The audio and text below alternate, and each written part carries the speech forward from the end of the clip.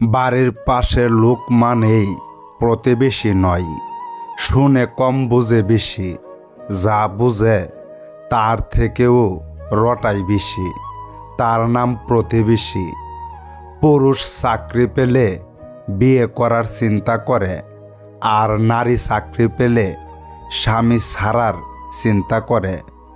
মিথ্যায় আজ চলছে সমাজ, চলছে সব মুখোশধারী মানুষ।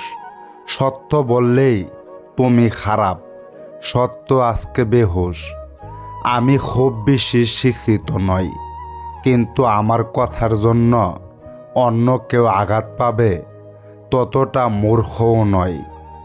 কুকুর যদি ঘাস খায় তখন বুঝতে হবে ওর পেট নষ্ট হয়েছে।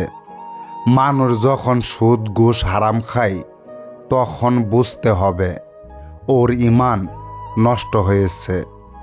চোর মূর্খ হলে অল্প কিছু মানুষের সম্পদ চুরি করে, আর চোর যদি শিক্ষিত আর নেতা হয় তাহলে পুরো জাতির সম্পদই চুরি করে। খাদ্যের অভাবে কেউ মরে না, কিন্তু আনন্দের অভাবে মানুষের মৃত্যু ঘটে। এই সমাজের কথা শুনে থেমে যেও না, এই সমাজ বেড়ে উঠতে দেই না। পুরুষরা চোখ দিয়ে কাঁদতে পারে না, পুরুষরা কলিজা দিয়ে কাঁদে। কিছু মানুষ আপনাকে কাটবে, লবণও দিবে, আবার মরিচও লাগাবে। যখন আপনি ব্যথায় কাঁদবেন তখন আবার মলমও লাগাতে আসবে। কেউ যদি পাথর ছুঁড়ে মারে তবে ফিরতি পাথর ছুঁড়ে মেরো না।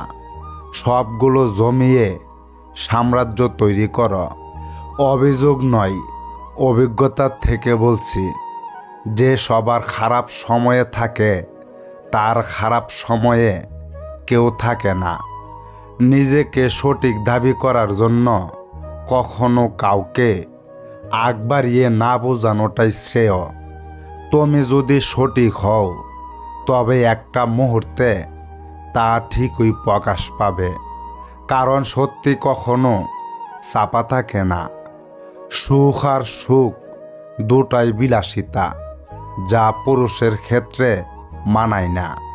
যে দেশে দর্শকের পক্ষে উকিল পাওয়া যায় সে দেশে লেখাপড়া করে জজ হয়ে কোনো লাভ নেই।